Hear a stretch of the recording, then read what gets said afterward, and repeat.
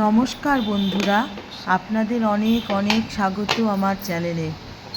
আজকে একটা গল্প করতে করতে রান্না করি। পুরনো আম গাছের চিঠি। একটি ছোট গ্রামে একটা বিশাল আম গাছ ছিল। গ্রামের সবাই তাকে চিনত। গাছটা এত পুরনো ছিল যে কেউ জানতো না ঠিক কত বছর ধরে সে সেখানে দাঁড়িয়ে আছে। সেই গ্রামে থাকতো মেঘলা নামে একটা মেয়ে। ছোটবেলা থেকেই তার অভ্যাস ছিল মন খারাপ হলে আম গাছটার নিচে গিয়ে বসা। সে মনে করত গাছটা তার সব কথা শুনতে পারে। একদিন মেঘলার বাবা কাজের খোঁজে দূরের শহরে চলে গেলেন। যাওয়ার সময় বলেছিলেন খুব তাড়াতাড়ি ফিরে আসব। কিন্তু দিন গেল, মাস গেল, বছরও চলে গেল, বাবার আর ফেরা হলো না। মেঘলা প্রতিদিন আম গাছটার নিচে এসে বসে আর বাবার কথা ভাবে। একদিন সে গাছটার কাণ্ডে হাত রেখে বলল, যদি তুমি সত্যিই আমার কথা শুনতে পারো তাহলে বাবাকে একটা চিঠি পাঠিয়ে দাও। তারপর একটা কাগজে লিখল, বাবা, আমি এখনো তোমার জন্য অপেক্ষা করছি। চিঠিটা ভাঁজ করে গাছের ফাঁকে রেখে দিল। দিন কেটে যেতে লাগলো। মেঘলা বড় হতে লাগলো, পড়াশোনা শেষ করলো, গ্রামের স্কুলে শিক্ষিকারও কাজ শুরু করলো। কিন্তু আম গাছটা কাছে যাওয়া বন্ধ করলো না।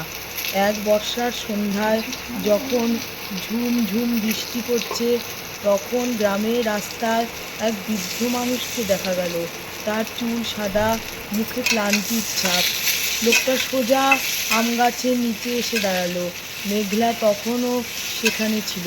বৃদ্ধ মানুষটি কাঁপা গলায় বলল, এখানে কি একদিন কোনো একটা মেয়ে চিঠি রেখে গিয়েছিল? মেঘলার বুক ধক করে উঠল। হ্যাঁ, কিন্তু আপনি কি করে জানলেন? লোকটা পকেট থেকে একটা পুরনো হলদে কাগজ বার করলো। সেটা ছিল সেই চিঠি। মেঘলার চোখে জল এসে গেল। আপনি এটা পেলেন কোথায়? লোকটা মৃদু হেসে বললেন, আমি তোমার বাবা। আসলে তিনি অনেক বছর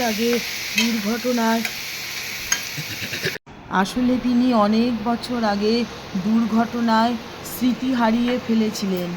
বহু বছর পরে স্মৃতি ফিরে এলে তিনি গ্রামের পথ খুঁজতে শুরু করেন।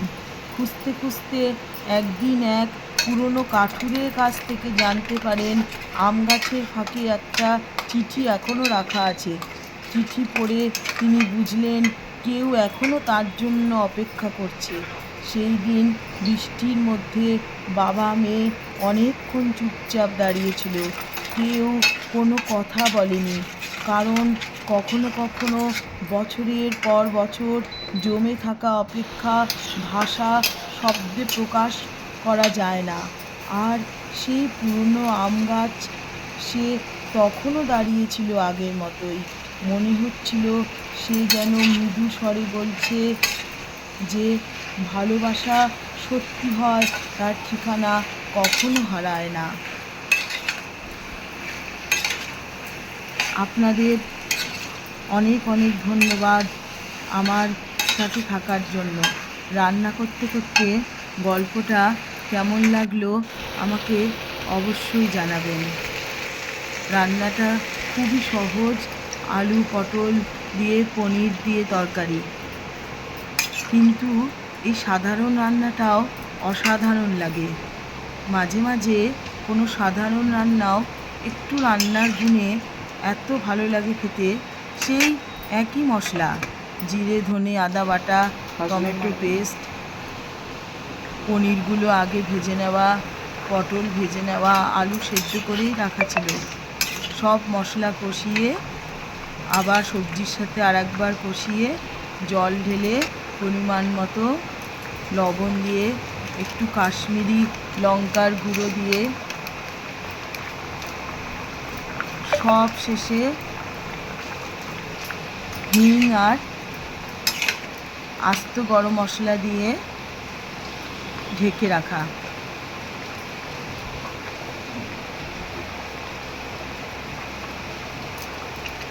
পনিরগুলো দিয়ে দিলাম।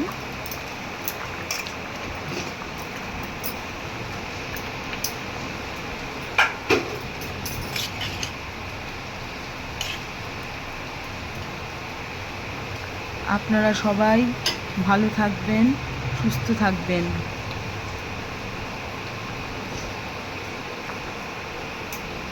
ওয়েদার কিন্তু কখনো ঠান্ডা কখনো গরম। এই ওয়েদারে গলায় সবারই একটু অসুবিধা হচ্ছে, আমারও আছে, তাই আমার ত্রুটি মার্জনা করবেন।